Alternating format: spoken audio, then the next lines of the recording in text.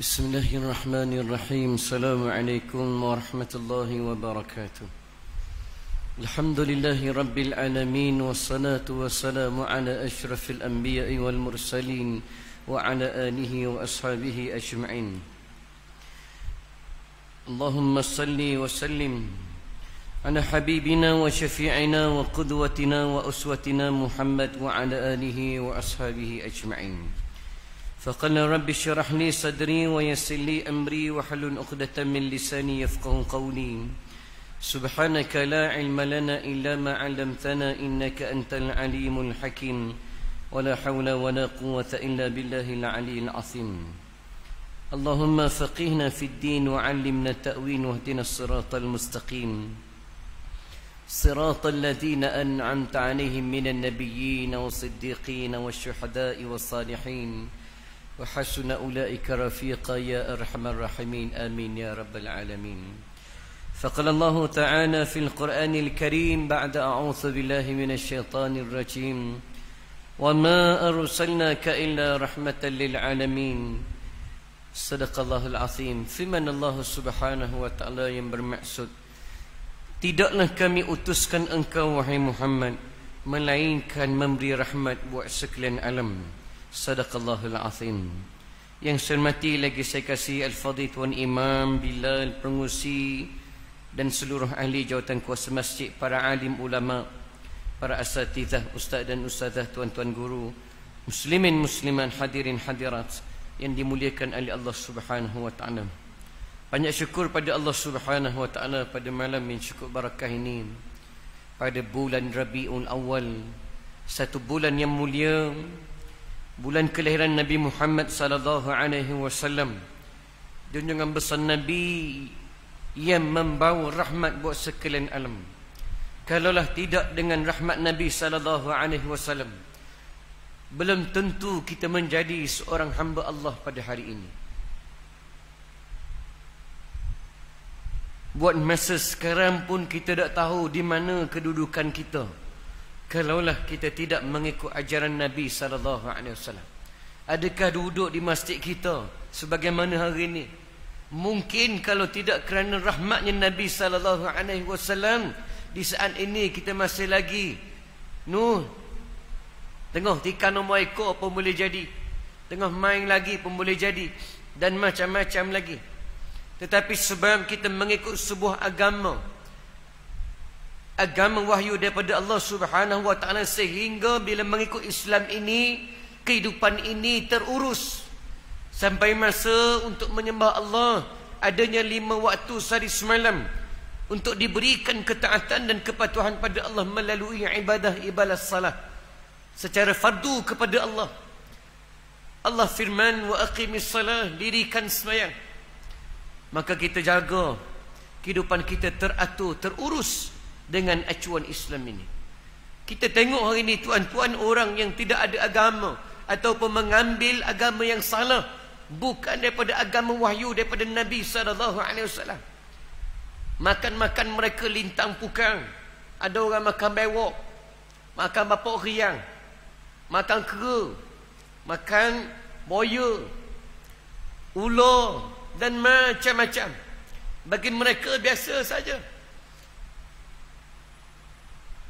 Agama yang tidak ada panduan, agama yang salah. Tapi kita tak buat semua itu. Ada tuan-tuan kita tengok di India, di Thailand, perut lembu tu baru lepas melah lembu, dia kerak-kerak perut lembu, dak basuh-basuh, dia retak-retak gitu, jangan tahi-tahi belambok lagi. Dia cecoh colek, dia makan ama-ama. Bukan seorang, maknanya kalau seorang mana sabar juga, ni saja-saja nak main. Dah, hampir majoriti kampung tu makan gitu. Nak tai-tai tu. Macam mana boleh jadi ni tuan-tuan? Sebab tidak ada agama. Agama yang salah diikuti, dianuti mereka. Agama Islam teratur, tak boleh makan ini najis. Terdapat binatang, makanan-makanan yang boleh makan dan sebagainya. Ini agama Islam mengatur hidup manusia daripada awal kelahiran sampailah akhir kematian. Semua ini rahmat Nabi SAW. Sehingga kita kenal Islam pada hari ini. Tahu iman, tahu taqwa, tahunya dunia, tahunya akhirat. Kehidupan kita ini bukan hanya tertakluk di dunia semata-mata. Bahkan kita menanamkan wawasan yang jauh lebih panjang, iaitulah membawa sampai ke akhirat. Siapa ajar semua ini? Nabi. Melalui Al-Quranul Karim, semua wahyu daripada Allah Subhanahu wa taala. Tahu bahawa hidup ini tak boleh adanya hubungan dengan Allah, adanya hubungan sesama manusia. Dengan manusia tak boleh bokok, tak boleh jahat, tak boleh khianat. Sesiapa yang berlaku kejahatan dan kezaliman, esok akan dibalas dengan jahat juga. Siapa yang buat kebaikan, maka esok akan dibalas dengan kebaikan. Menunjukkan bahawa dunia ini, hidup ini bukan sia-sia, bukan saja-saja. Siapa aja semua ini? Islam. Maka penting untuk kita bersyukur pada Allah Subhanahu wa taala, terutama dengan kedatangan Nabi sallallahu alaihi wasallam pada bulan Rabiul Awal. Ini bulan kelahiran Nabi sallallahu alaihi wasallam. Sebelum saya masuk bagaimana kupasan kelahiran Nabi sallallahu alaihi wasallam, ketahuilah bahawa bila sebut Rabiul Awal bukan hanya kelahiran Nabi. Di sana juga sebenarnya ada satu topik yang disebut kewafatan Nabi. Lahir pun bulan Rabiul Awal, wafat pun bulan Rabiul Awal. Adapun pada soal kelahiran Nabi dia ada khilaf. Ada sebahagian riwayat mengatakan 9 hari bulan Rabiul Awal. Ada kata 12 Rabiul Awal. Tetapi tidak ada khilaf pada hari Isnin. Sepakat semua ulama Nabi lahir pada hari Isnin. Sahabat Nabi bertanya, "Ya Rasulullah, puasa apakah puasa Isnin ini? Sempena apa sebenarnya?" Jawab Nabi SAW, "Dzaka yaumun wulidtu wa yaumun bu'ithtu." Hari Isnin itu hari aku dilahirkan, hari aku dibangkitkan semula. Maka Isnin puasalah kita. Isnin dengan Khamis. Baik, dalam soal kewafatan Nabi SAW, sepakat 12 Rabiul Awal. Tidak ada khilaf. Nabi wafat bertepatan pada hari 12 Rabiul Awal. Hadirin dimuliakan oleh Allah Subhanahu wa taala, membincangkan kelahiran Nabi, Maulidur Rasul pada malam ini. Sukalah untuk saya mengajak tuan-tuan melihat dahulu bagaimana keadaan dunia sebelum kelahiran Nabi. Para ulama sirah menaktakan bahawa dunia di waktu itu diselubungi dengan kegelapan jahiliyah. Yang disebut masyarakat jahiliyah sebelum kelahiran Nabi. Penting untuk kita tengok tasawur atau gambaran suasana sebelum kelahiran Nabi supaya nampak bagaimana perubahan dan perbezaan apabila selepas lahirnya Nabi SAW. Poinnya adalah sebelum kelahiran Nabi, dunia ini diselubungi dengan kegelapan jahiliyah. Apa maksud kegelapan jahiliyah di sini? Jahil di sini perlu saya tegaskan bahawa bukan jahil dalam bab dunia. Jahil dalam bab akhirat. Jahiliyah fi ma'rifatillah, jahil dalam bab mengenal Allah Subhanahu wa taala. Dalam bab kenal Allah dia tak kenal. Semua hampir keseluruhan dunia tak kenal Allah. Menyembah Tuhan yang salah. Pokok, kayu, bulan, bintang, matahari dan sebagainya. Menyembah unsur-unsur alam. Menyembah patung berhala. Bukan setakat Mekah, dunia. Sebab apa mereka tak kenal Allah? Faktor besarnya adalah sebab terputusnya Nabi. Nabi tak ada.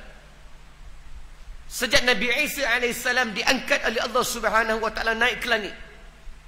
Sejak daripada tu nak siapa lahir Nabi Muhammad, tidak ada Nabi. Jarak mengatakan hampir 500 ke 600 tahun. 6 ataupun 5. 5 ke 6 kurun. 5 ke 600 tahun tidak ada Nabi. Tidak ada seorang Rasul yang membimbing manusia, mengajar manusia, tunjuk ajar manusia siapa Allah dan bagaimana sembah Allah. Tak ada. Disebabkan inilah mereka hanyut. Orang-orang Majusi, mereka menyembah api di Parsi. Orang-orang Kristian di Rom, mereka menyembah 3 Trinitas, menyembah 3 Tuhan.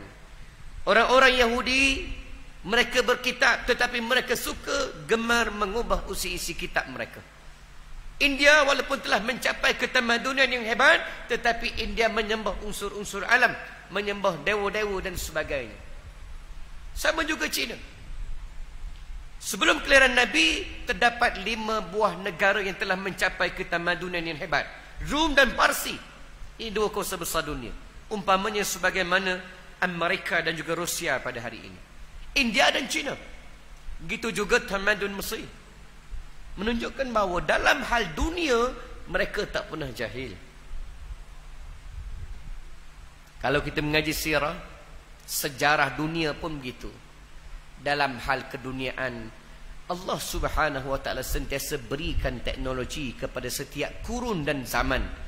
Setiap jenis, generation, setiap generasi, bangsa, pasti Allah Ta'ala berikan teknologi. Bukan zaman kita saja teknologi ini ada. Teknologi setiap zaman ada.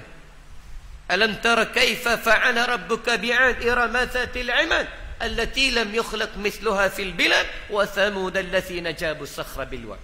Kaum Thamud, kaum Ad, Allah Ta'ala bukakan teknologi. Kaum Ad, Allah Ta'ala berikan mereka membangunkan tiang-tiang yang tinggi yang tidak pernah dibangunkan oleh generasi sebelum itu. Apa makna ini? Ini teknologi. Macam mana dibangunkan bangunan yang tinggi mencakar langit, semestinya ada teknologi zaman itu. Kaum Thamud, mereka mengukir bangunan bukit-bukit besar menjadi bangunan yang tersergah, indah, cantik, dibangga-banggakan oleh mereka. Tidak boleh pun generasi lain buat. Kalau Thamud saja boleh buat. Teknologi. Dia faham macam mana. Bukit separuh di depan nampak bangunan. Besar mana tuan-tuan, jauh lebih besar daripada masjid kita ni. Nombor besar Wisma tu. Separuh bukit dia okey. Dia parah dia faham. Hal belakang nampak bukit, tengok di depan nampak bangunan. Bukan tebuk lubang bodoh begitu tak. Siap ada bilik-bilik, ada ukiran-ukiran, seni-seni. Ada daun, ada pokok, ada binatang, dan macam-macam. Besar tuan-tuan bangunan ni. Bukan dia sodok bukit dulu baru dibangun bangunan. Tu zaman kita, tu tak canggih. Zaman dia faham. Bukit ni dia faham. Tiba-tiba jadi bangunan. Macam mana dia buat teknologi? Saya nak sebutkan di sini adalah teknologi Tuhan sentiasa beri pada setiap kurun dan zaman. Kita ingat sebuah kapal yang besar di zaman kita ini, itulah Titanic. Saiznya hampir 200 ke 300 meter. Titanic. Ada satu lagi kapal besar sikit daripada Titanic. Saya lupa namanya. Tetapi tuan-tuan, masihkah tuan-tuan ingat bahtera Nabi Nuh alaihissalam yang berdepan dengan banjir, menenggelam dunia, dan kapal ini selamat, tak pecah? Berapakah saiz besar kapal Nabi Nuh AS? Para sejarah saintifik, sejarah sains, ekologi ini mengatakan bahawa saiz kapal Nabi Nuh AS 500 meter. 500 meter, jauh lebih besar daripada Titanic, dan tidak tenggelam. Memiliki 3 tingkat besarnya tuan-tuan. Semua dalam kapal selamat. Ni apa semua ini? Teknologi. Semestinya Tuhan bagi teknologi. Kalau tidak, barang. Banjir bukan banjir macam zaman kita. Banjir zaman kita ni habis kuat, tergelam kemama. Kemama je gelam. Besuk, banjir besar, besuk. Gelam besuk, ropoh besuk, dia kata.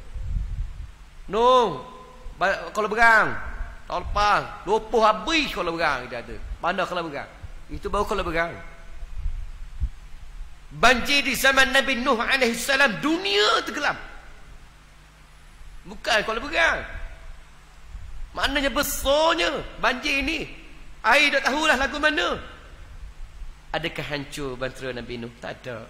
Semua ini teknologi. Maka sebab itu para ulama mengatakan boleh jadi kemajuan atau teknologi di zaman-zaman dulu kala jauh lebih hebat daripada kita. Tapi kita tidak hidup di zaman itu. Ini dia tuan-tuan. Poin sini adalah manusia sebelum kelahiran Nabi tak jahil dalam bab dunia. Dunia sentiasa dikejar-kejar, tidak akan habis, tidak akan pernah habis. Tetapi jahil di sini adalah jahiliyah fi ma'rifatillah, jahil dalam bab mengenal Allah Subhanahu wa taala. Sebab tidak ada nabi, maka manusia waktu itu hanyut, makin jauh dengan Allah Subhanahu wa taala. Di tengah-tengah kegelapan jahiliyah inilah lahirlah Nabi Muhammad sallallahu alaihi wasallam pada tanggal 12 Rabiul Awal tahun gajah. Tahun gajah diangkat sepenuh gajah Abraha datang ke Mekah untuk hancur runtuhkan Kaabah. Bukan saja Abraha mari ke Mekah untuk hancurkan Kaabah. Abraha dalam usaha membangunkan ekonomi negeri Yaman, dia tengok Mekah ni berkembang hebat disebabkan Kaabah. Saban tahun pengunjung haji pergi ke Mekah disebabkan Kaabah. Jadi Abraha merancang untuk hancurkan bangunan Kaabah di Mekah dan bangunkan Kaabah di Yaman. Itu tujuannya. Bukan nak balas dengan Mekah, dia cuma nak hidupkan ekonomi negeri Yaman. Abraha dan bala tenteranya sempat berkemah di perbatasan Mekah. Dalam masa yang sama, askar-askar tenteranya merompak, mencuri harta-harta orang Mekah. Gembalaan orang Mekah, biri, kambing dan sebagainya. Di sinilah Abdul Muttalib mewakili orang Mekah, tauki Nabi, orang nombor 1 Mekah, pergi berunding di kemah Abraha untuk menuntut kembali harta-harta yang telah dirampas daripada rakyat Mekah. Kata Abraha, Raja Mekah mari ni tujuan anda ni. Kata Abdul Muttalib, aku datang untuk menuntut kembali harta-harta rakyatku yang telah kau rampas daripada rakyatku. Hak mana hak mu ambil tu, kambing-kambing, biri-biri semua tu mu kena pulang balik. Hak mana mu guna dah untuk makan-makan askar mu semua tu, hak mana guna dah kena bayar balik. Kena bagi balik. Ini harta rakyat aku ni. Ni. Abrahas membalas, wahai Raja Mekah, aku ingat mu mari nak bincang benda lain. Hak besar lagi aku ada tujuan ni. Mu nak bincang hak ni je ke? Hak benda tak sekepeng sangat aku ambil ni daripada harta mu ni. Kalau kau nak bayar lebih dembang boleh. Aku raja. Tetapi aku mari ni dengan tujuan besar lagi, nak hancurkan bangunan Kaabahmu tu. Itu besar lagi. Kata Abdul Muttalib, dalam soal Kaabah kami tak bimbang. Kaabah ni telah ada pemilik dia. Ada empunya pemiliknya. Kaabah bukan hak kami hanya pengurus sahaja. Pengurus Kaabah. Ahli jawatan kuasa Kaabah. Maknanya ahli jawatan kuasa Masjidil Haram. Macam kita lah tuan-tuan. Macam kita semua jawatan kuasa masjid, ada pengurusi, ada timbalan pengurusi, ada SU dan sebagainya. Masjid bukan hak kita. Kita menguruskan saja. Ada duit-duit kita guna. Mengurus dengan amanah. Abdul Muttalib begitulah. Kaabah aku dah cara, tetapi soal harta-harta rakyat aku ni, walaupun seinci pun harta rakyat aku, walaupun sekilo harta rakyatku, aku kena tanya balik. Sebab ini penting. Aku kena tanya. Ini penting sebab dia di bawah tanggungjawab aku sendiri.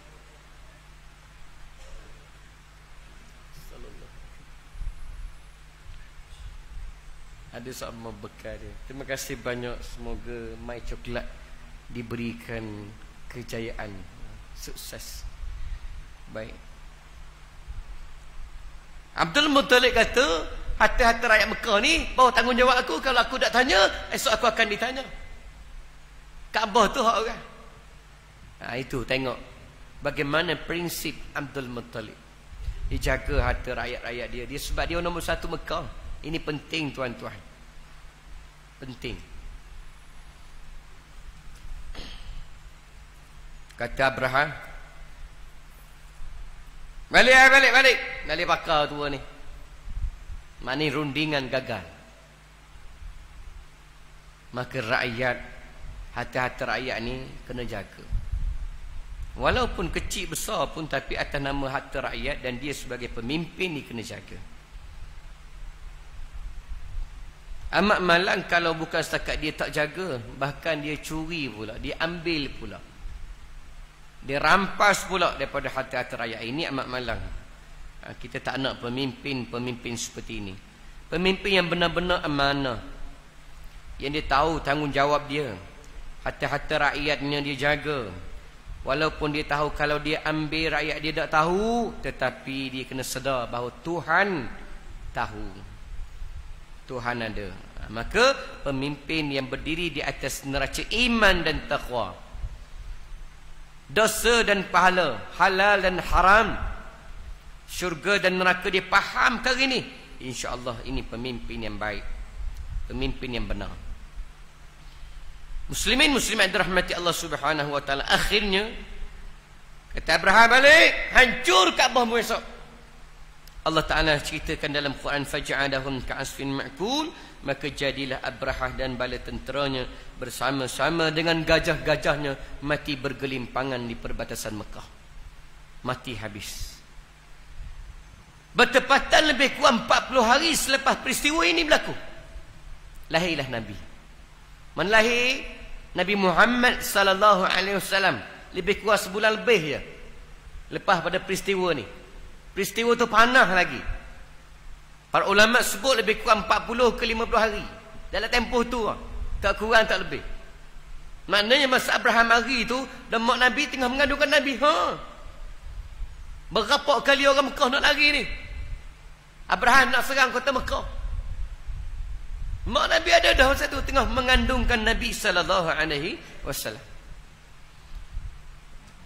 Nabi lahir penuh dengan beberapa perkara yang luar biasa.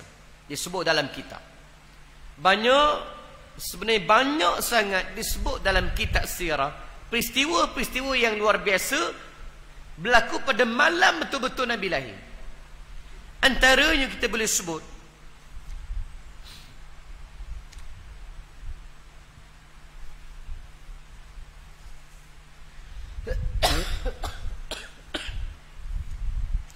antaranya pada malam kelahiran Nabi sallallahu alaihi wasallam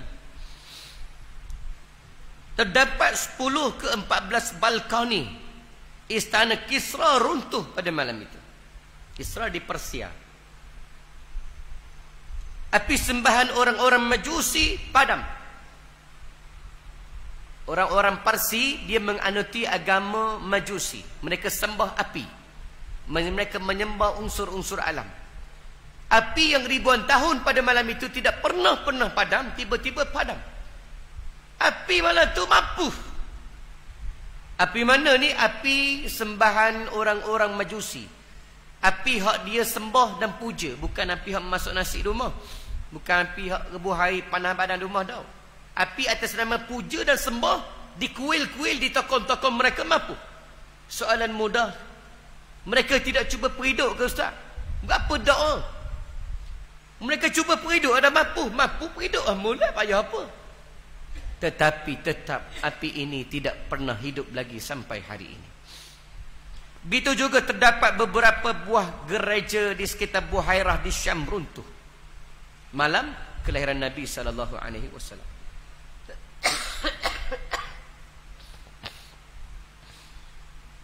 Tanda seterusnya, perkara yang luar biasa pada malam kelahiran Nabi sallallahu alaihi wasallam, sebahagian daripada Yahudi melihat bintang Ahmad di langit, menunjukkan bahawa kelahiran Nabi akhir zaman pada malam itu.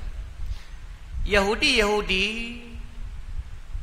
dia berkampung di kota Yathrib. Sejak zaman dulu lagi Yahudi ini dia berkampung di kota Yathrib. Anak beranak dia duduk di Yathrib. Yathrib ini Madinah lah. Tapi sebelum itu kota Yathrib dikenali dengan Yathrib, bertukar pada kota Madinah selepas Nabi berhijrah. Ini kisah sebelum Nabi lahir lagi. Perkampungan Yahudi di Madinah. Di kalangan Yahudi adanya alim kitab di kalangan mereka. Ada tok guru dia lah. Sebab orang Yahudi ini dia mengaji kitab. Orang Yahudi dia berkitab, kitab Taurah, kitab Nabi Musa alaihissalam. Orang-orang Kristian pun sama. Di Rom, orang-orang Nasrani di Syam, Kristian dia berkitab, kitab Injil. Ada pun orang Madinah, orang Mekah tak ada kitab. Dia beragama dengan agama turun-temurun. Main turun-temurun je. Mekah, orang Mekah, nenek moyang dia sembah patung bala, sembuh gitu je. Mewarisi konon-kononnya agama Nabi Ibrahim AS. Pada kitab tak ada. Berbeza dengan Yahudi, Nasara, mereka ada kitab. Maka Quran menyatakan bahawa allazina atainahumul kitab ya'rifunahu kama ya'rifuna abna'ahum. Mereka ini ahli-ahli kitab, pendeta-pendeta Nasrani, rahib-rahib Yahudi, orang alim di kalangan mereka. Mereka mengenali Nabi SAW jauh lebih kenal daripada anak-anak mereka. Apa maknanya ni? Mereka kenal Nabi melalui tanda-tanda yang disebut dalam kitab-kitab mereka. Biarpun Nabi tak lahir lagi, mereka kenal dah Nabi akhir zaman. Termasuk juga tanda-tanda kelahiran Nabi akhir zaman. Masa mana tubik, masa mana lahir, daripada mana keturunannya. Dan Nabi akhir zaman ni lahir kat mana? Dia tahu belaka? Tahu. Termasuk tanda pada malam Nabi akhir zaman, lahir akan muncul satu bintang yang dinamakan mereka bintang Ahmad. Disebut dalam kitab mereka. Dalam kitabnya menyatakan bahawa pada malam Nabi akhir zaman akan muncul satu bintang Ahmad, menunjukkan bahawa lahirlah Nabi akhir zaman pada malam itu. Dan bintang ini hanya muncul sekali saja sepanjang hayat dunia ini. Sebab Nabi akhir zaman seorang saja. Memang Nabi penutup pada sekalian Nabi. La nabiyyan ba'di, kata Nabi, tidak ada lagi Nabi selepasku. Wa ana khatamul anbiya, dan aku ini penutup sekalian Nabi. Baik. Ahli kitab Yahudi, mereka tahu. Dan dia tunggu kemunculan bintang ini. Tibalah satu malam, pendeta Yahudi ini terbangun daripada tidur. Dia menyaksikan di malam itu langit kebiru-biruan, menunjukkan bahawa bintang Ahmad tumbuh atau terbit, muncul pada malam itu. Cantik sungguh langit pada malam itu. Dia tengok bintang ni terbit dalam keadaan teruja dia. Sekian lama dia menantikan bintang ini. Turun-temurun wasiat ini diturunkan pada kaum Yahudi. Lalu pendeta ini keluar daripada rumahnya dan berlari-lari memanjat sebuah bukit di Madinah, di Yathrib ini, dan berteriak pada kaum-kaumnya, pada Yahudi. Berkatalah pendeta ini, wahai Yahudi-Yahudi sekalian, ayyuhal Yahudiyun, wahai Yahudi-Yahudi sekalian, bangun, bangun, bangun. Sesungguhnya pada malam ini telah munculnya bintang Ahmad yang disebut dalam kitab kita selama ini, menunjukkan bahawa Nabi akhir zaman telah lahir pada malam ini, yang sekian lama kita tunggu kedatangannya membawa rahmat buat sekalian alam. Bangun. Riwayat mengatakan hampir semua Yahudi-Yahudi yang berkampung di Yathrib pada malam itu tubik daripada rumah mereka, berkumpul di bukit ini dan melihat ke langit sambil menangis kesedihan, menangis kesukaan, menangis kegembiraan. Sebab dia tunggu lama. Pesanan wasiat ini daripada Tok Guru mereka ni silih berganti, mati satu generasi, naik generasi baru. Mati Tok Guru, naik anak murid jadi Tok Guru. Berpesan turun-temurun. Bukan setahun dua, bukan 10 tahun, bukan ratusan tahun, bahkan ribuan tahun Yahudi menanti Nabi dengan penuh sabar di kota Yathrib. Cerita ini disahihkan oleh Hasan bin Sabit. Hasan bin Sabit seorang penduduk Madinah. Dia bukan Yahudi, dia orang Madinah, orang Ansar. Dia tua daripada Nabi 7 tahun. Kata Hasan, dia cerita pada Nabi SAW, ya Rasulullah, mana tua kita dua ni? Kata Nabi, aku lebih tua. Kata Hasan, ya Rasulullah. Rasulullah kata, ya wahai Hasan, tengok pada usia ni aku lebih muda daripada kamu 7 tahun. Maknanya mu lebih tua pada aku ni 7 tahun. Hasan bin Sabit, dia tua pada Nabi 7 tahun. Kata Hasan, benar pada malam kelahiran Nabi SAW di usia aku 7 tahun, aku sempat tengok Yahudi berkumpul di bukit ini. Yahudi kumpul lah keramah-ramah. Saya dia tengok bintang malam tu. Aku 7 tahun masa tu. Benar.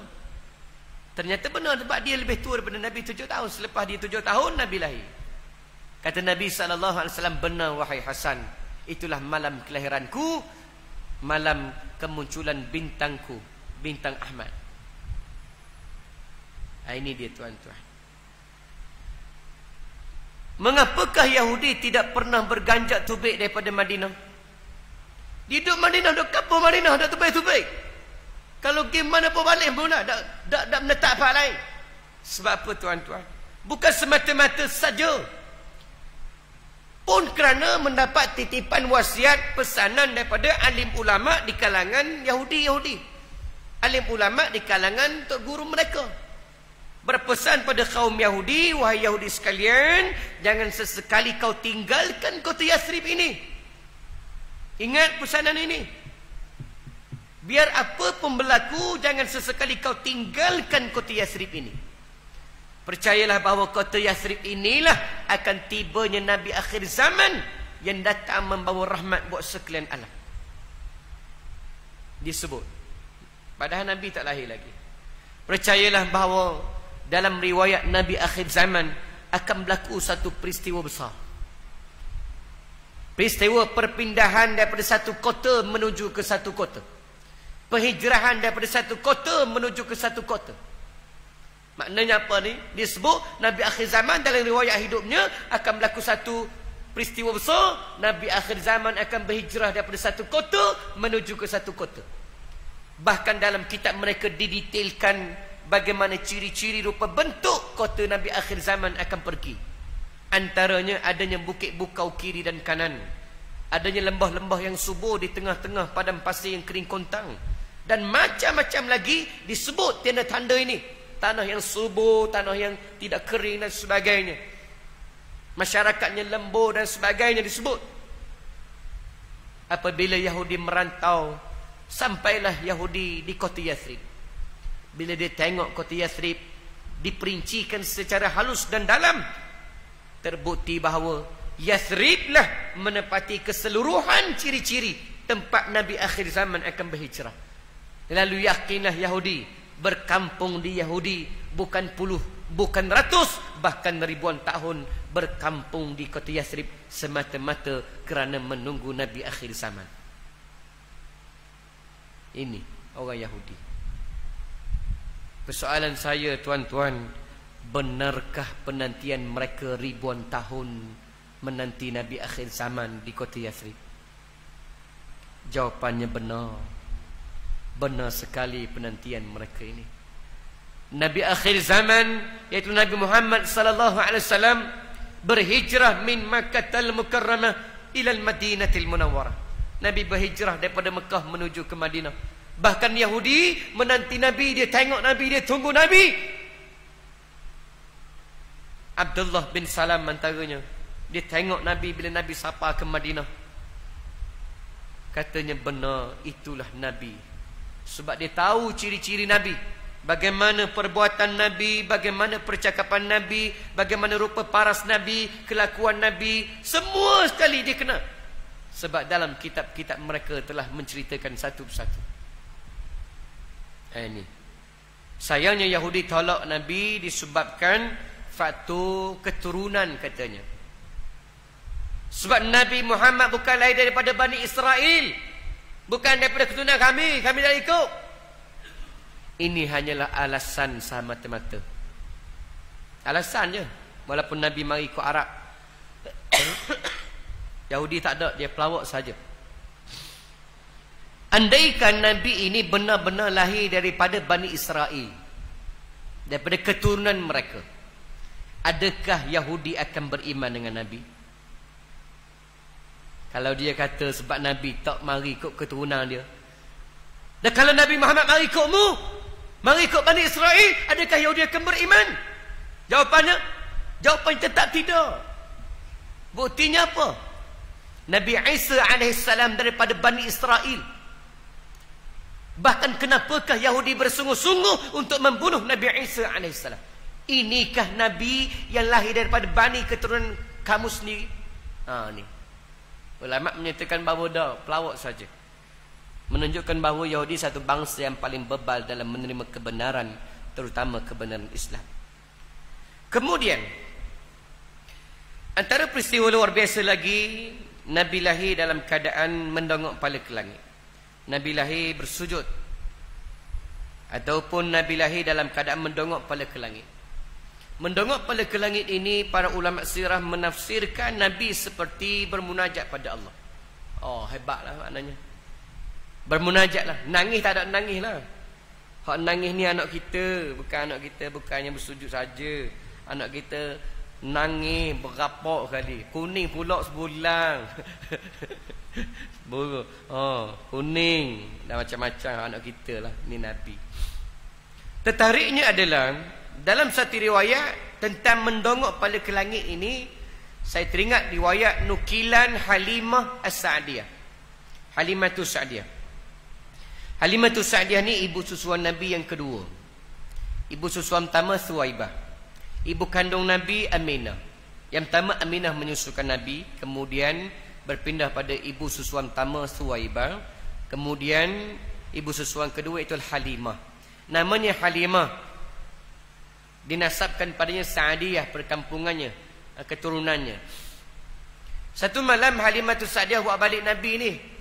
Dah diambil Nabi daripada Mekah. Kata Halimah, satu malam aku terjaga daripada tidurku, aku mendapati Muhammad anak susuanku ini tak ada dalam buayan. Takutlah Halimah ni. Ni anak orang ni. Halimah ni tuan-tuan, dia menyusukan Nabi atas nama apa ni? Bahasa mudah hari ni ambil upah ngasuh. Ngasuh. Bukan saja-saja. Halimah ni, dia orang kampungnya, suami-suami mereka menternak binatang. Mereka hidup di pergunungan. Barisan wanita-wanita pula, mereka ini pada musim-musim tertentu mereka akan pergi ke bandar untuk mengambil upah menyusukan anak-anak orang bandar. Ikat kontrak setahun, 2 tahun, termasuk Halimah. Ngasuh. Cuma ngasuh dulu beza. Ambil sekali setahun atau 2 tahun. Bukanlah dak pergi tengok terus, bulan-bulan ada masa pergi tengoklah. Kadang-kadang mengasuh bawa, kadang-kadang mak dia mari, gitulah. Ngasuh kita hari ni tak boleh. Dia atas pagi, petang habis lalu. Tak ada orang nak jaga anak kita malam-malam. Kena tu. Ni molek baru lebih minit lebih sikit baru konang telefon dah mengasuh bila nak mari ni. Tengok. Ini learning lah tuan-tuan. Baik. Halimah dia bangun-bangun tengok-tengok Nabi tak ada. Takutlah dia. Anak orang ni, dia ambil upah ni. Cari-cari di dalam rumah tak ada. Akhirnya Halimah mencari tubik luar rumah. Mendapati Muhammad dalam keadaan merangkak-rangkak sambil mendongak kepala ke langit melihat bulan dan bintang. Kelah tuan-tuan. Halimah tengok tak ada. Rupanya duduk luar rumah.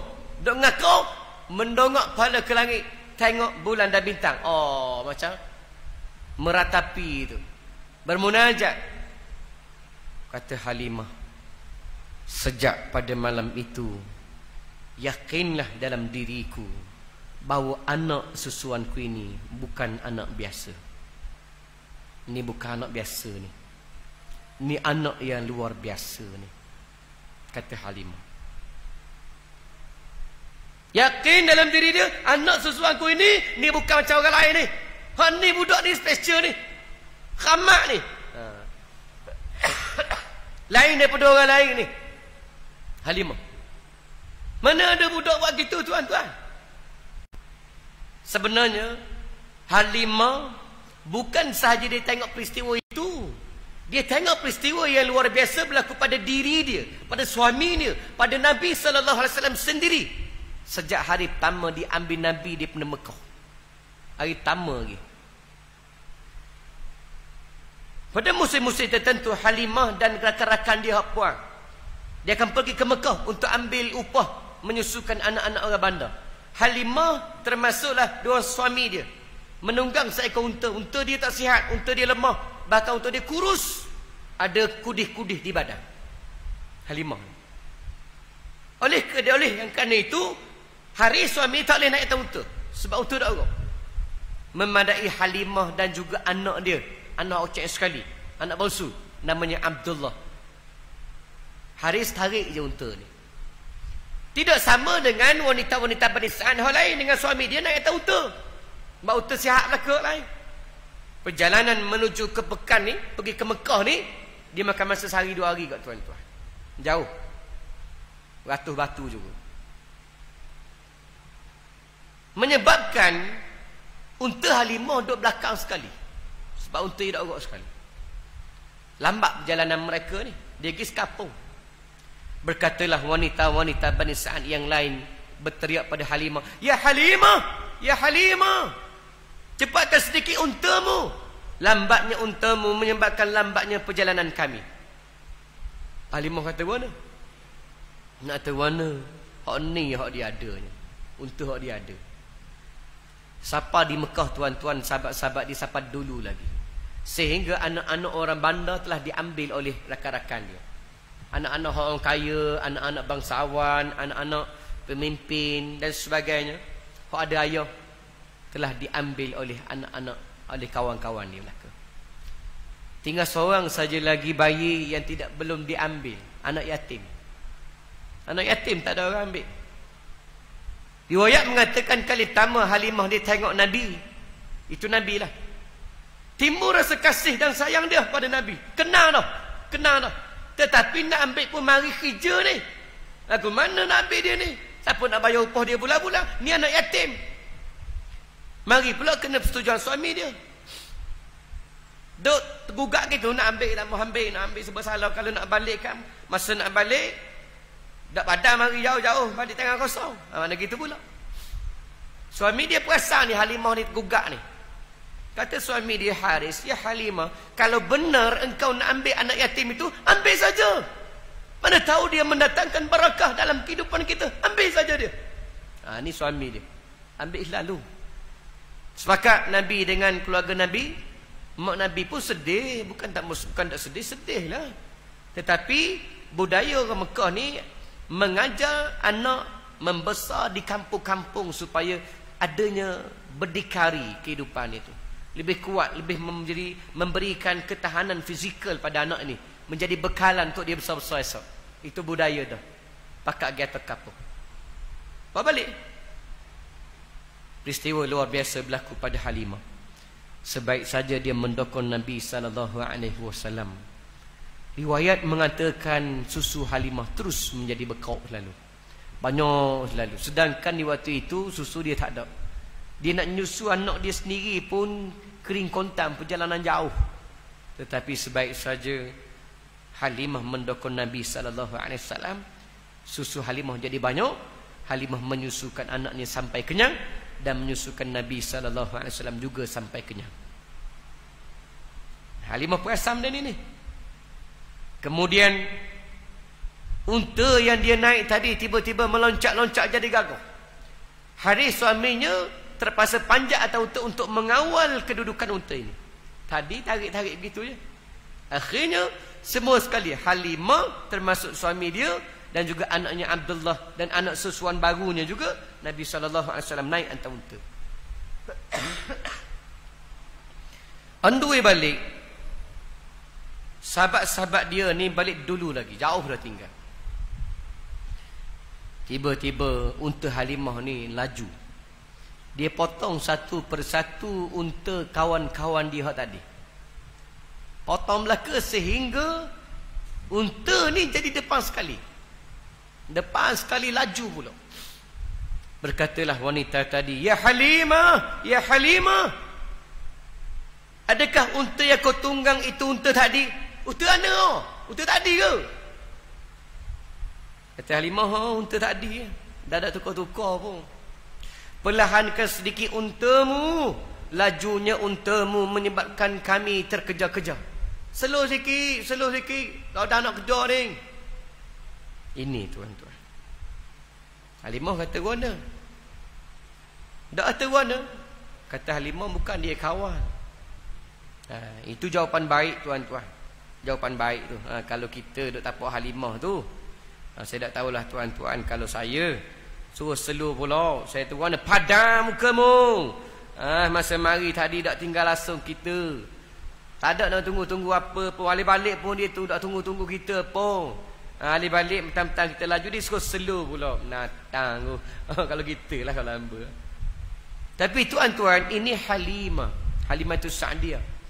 Wanita yang dipilih oleh Allah Subhanahu wa taala untuk menjaga manusia terbaik di atas muka bumi.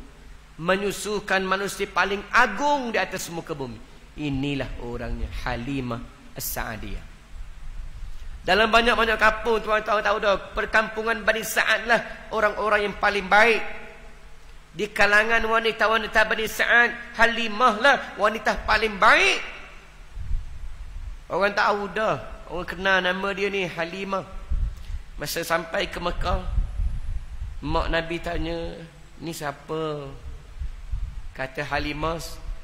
Halimah, dia kata. Kata mak Nabi, Halimatus Sa'diyah. Ya benar, Halimatus Sa'diyah ni. Kenang lalu dah mak Nabi. Murah, kenang lalu dah. Yang layaknya untuk menyusukan anak dia ni. Ni tuan-tuan.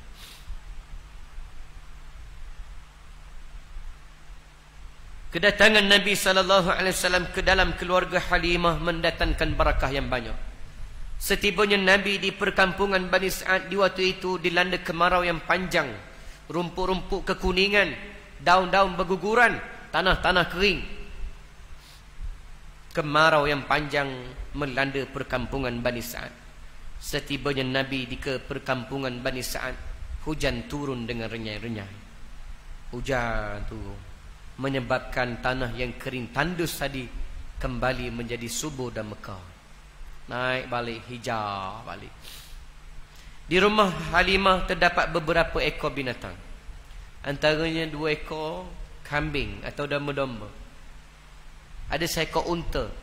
Unta betina.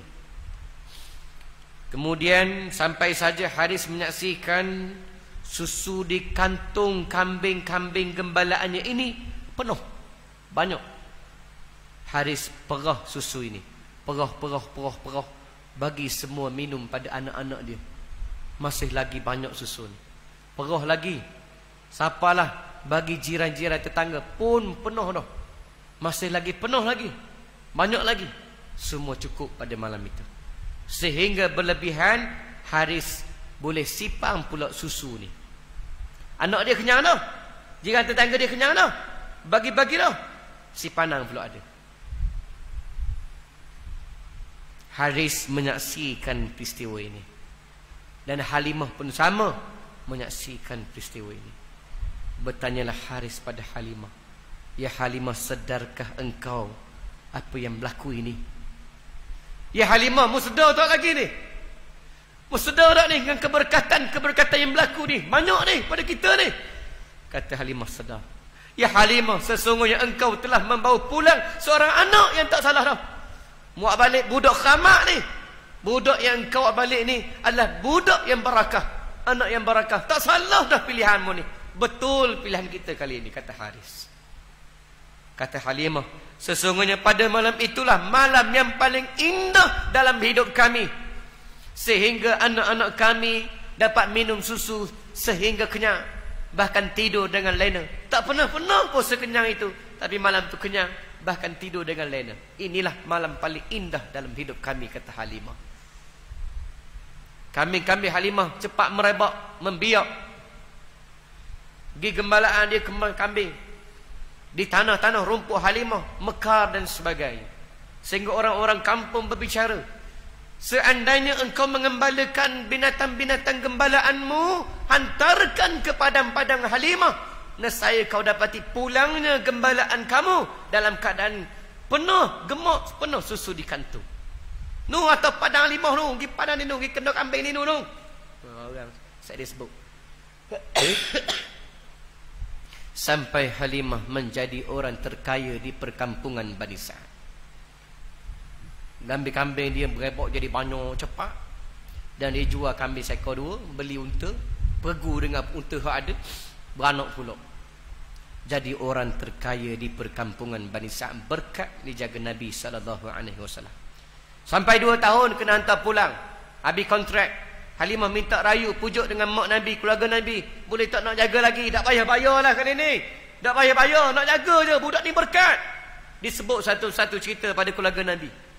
Tak perlu jagalah, tak perlu bayarlah kali ini. Kami nak jaga je. Dengan takdir hikmah ilahinya, Allah Ta'ala izinkan juga. Walaupun mak Nabi sedih, Nabi masih lagi membesar di perkampungan Bani Sa'ad. Sampailah akhirnya lebih kurang 4-5 tahun Nabi pulang ke pangkuan keluarganya, dan Nabi membesar dengan mak dan juga toki dia. Tidak banyak riwayat menukilkan bagaimana hubungan Halimah dengan Nabi selepas Nabi pulang ke Mekah. Satu riwayat mengatakan di saat Nabi berkahwin dengan Khadijah usia 20-an. 25 ke atas lah, 30-an lah. Di saat itu Halimah datang ke Mekah bertemu dengan Nabi mengadu nasibnya.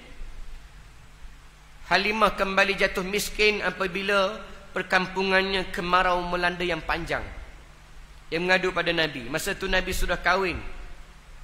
Riwayat menceritakan Khadijah menyambut kedatangan Halimah ibu susuan suaminya ini dengan penuh baik, layanan istimewa. Khadijah masak dan macam-macam. Khadijah jamu habis sebab ni ibu susuan suami dia, suami tercinta dia. Bahkan di saat pulang, Khadijah dengan besar jiwanya menghadiahkan 40 ekor kambing dan domba-domba kepada Halimah Sa'diyah pulang ke perkampungan Bani Sa'ad. Khadijah bagi hadiah pula. Hebatlah tuan-tuan. Dan Nabi lagi lah layan comel mak dia kan. Nak sebut isteri dia pun lagu tu dah Nabi lagi lah. Riwayat kedua, selepas Nabi diangkat menjadi Rasul, mana usia Nabi 40-an dah, sampai berita pada Halimah di perkampungan Bani Sa'ad. Orang cerita pada dia, ya Halimah, mu tahu tak lagi cerita anak susuanmu di Mekah? Cerita kenapa? Muhammad mengaku jadi Nabi. Muhammad mengaku jadi Nabi. Dia Nabi utusan Allah. Ramai orang Mekah tolak dia. Sebahagian kecil saja yang menerima dia. Orang nak bunuh dia pun ada. Dan macam-macam orang menyatakan dia, orang fitnah dia Muhammad pembohong, Muhammad pendusta, Muhammad ahli sihir, dan macam-macam kata pada Muhammad. Halimah dengar cerita ni. Kata Halimah, benarkah itu daripada Muhammad? Dia mengaku jadi Nabi. Kata sahabat-sahabat dia, betul lah. Semua suruh dah sebar dah di Mekah tu. Kata Halimah, kalau lebih daripada tu pun aku percaya Muhammad ni. Jangankan setakat jadi Nabi, apa sahaja daripada Muhammad aku mengaku, aku percaya. Kata Halimah, benarnya Muhammad seorang Nabi, aku percaya. Sikit pun tak gugat, tidak taradud, tidak goncang. Tak, aku kenalah Muhammad ni, aku jaga dia, aku pera dia, aku nyusu dia daripada kecil. Memang layak dia seorang Nabi, kata Halimah. Hebat tuan-tuan. Sehingga kan Halimah Sa'diyah mengambil keputusan nekat untuk pergi ke Mekah, beriman dengan Nabi SAW. Di waktu itu usia Halimah sudah lanjut usianya, tua sangat-sangat, panjang usianya, dan dia ada sakit-sakit tua. Sakit-sakit tua dengan kudrat yang terbatas, cukup lemah waktu itu. Tapi Halimah nekat untuk pergi juga ke Mekah, bertemu dengan anak susuannya ini untuk beriman depan Nabi, beriman dengan Muhammad sallallahu alaihi wasallam. Riwayat menceritakan banyak kali Halimah berhenti nak boleh ke sapa ke Mekah, banyak kali. Tetapi Halimah nekat gagahkan juga pergi ke Mekah, sehingga akhirnya sampai jua Halimah ke Mekah. Dan dia beriman dengan anak susuannya ini, itulah dengan Nabi Muhammad sallallahu alaihi wasallam, dan melafazkan syahadah di hadapan Nabi. Riwayat mengatakan Halimah mati dalam Islam. Inilah seberingkas kisah Halimah, kisah kelahiran Nabi sallallahu alaihi wasallam. Sebenarnya ini sebahagian kecil baru kelahiran Nabi sallallahu alaihi wasallam, dan banyak lagi peristiwa-peristiwa yang luar biasa yang berlaku ke atas Nabi sallallahu alaihi wasallam, terutama pada malam kelahiran Nabi sallallahu alaihi wasallam. Oleh kerana masa yang panjang dah ni, saya setakat tu dululah. Mudah-mudahan perkongsian kelahiran Nabi SAW ini menambahkan lagi rasa kasih dan sayang kita pada Nabi, dan bentuk kasih sayang kita pada Nabi SAW ini selain kita bersalawat, iaitulah kita mengamalkan sunnah Nabi. Dan sunnah terbesar Nabi adalah iaitulah beramal dengan Islam, beramal dengan ajaran Islam. Inilah yang dibawa oleh Nabi SAW sepanjang hayatnya. Bukan hanya setakat serban, kupiah, itu salah satu daripada sunnah-sunnah Nabi. Tapi sunnah yang paling besar adalah beramal dengan Islam. Nabi bawa Islam. Itulah Nabi berjuang sehingga mati, sampailah hayat matinya, membawa perjuangan Islam, supaya Islam hidup dalam diri-diri, hidup dalam keluarga, hidup dalam masyarakat dan negara ini, supaya Islam tersebar hidup di atas muka bumi Allah Subhanahu wa taala ini, insya-Allah. Wala tamutunna illa wa antum muslimun, dan jangan sesekali engkau mati melainkan hanya dalam keadaan Islam. Dan Islamlah sebuah agama yang paling diredai oleh Allah Subhanahu wa taala. Selain daripada Islam, Allah Subhanahu wa taala tak terima kehidupan selain daripada Islam. Wa man yabtaghi ghairal islami dinan falan yuqbala min wa huwa fil akhirati minal khasirin. Siapa yang mengambil selain daripada Islam sebagai cari hidupnya, maka kelak Allah Ta'ala akan campak humbannya dalam neraka Allah Subhanahu wa ta'ala. Saya setakat itu dulu. Aqulu qawli hadza wa astaghfirullahal azim li wa lakum. Wassalamu alaikum warahmatullahi wabarakatuh. Bismillahirrahmanirrahim. Allahumma arhamna bil Qur'an waj'alhu lana imaman wa nuran wa hudan wa rahmah. اللهم ذكرنا منه ما نسينا وعلمنا منه ما جهلنا وارزقنا تلاوته آناء الليل وأطراف النهار واجعله لنا حجة يا رب العالمين والحمد لله رب العالمين. السلام عليكم ورحمة الله وبركاته.